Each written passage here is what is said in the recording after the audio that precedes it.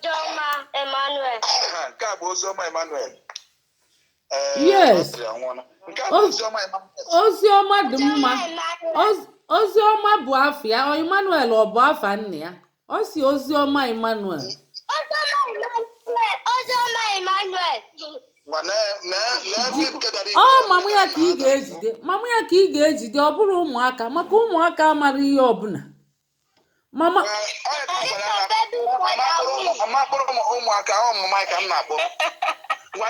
Mma arapụ ụlọ n'olu tọsọ ofu ife ka mmechi wee rapụ ụlọ.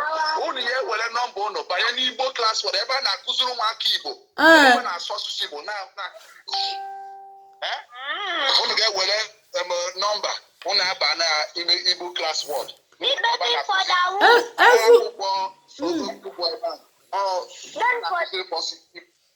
ị mere ọfụma wee jidete ndị Igbo na-asụrụ ụmụfe oyibo.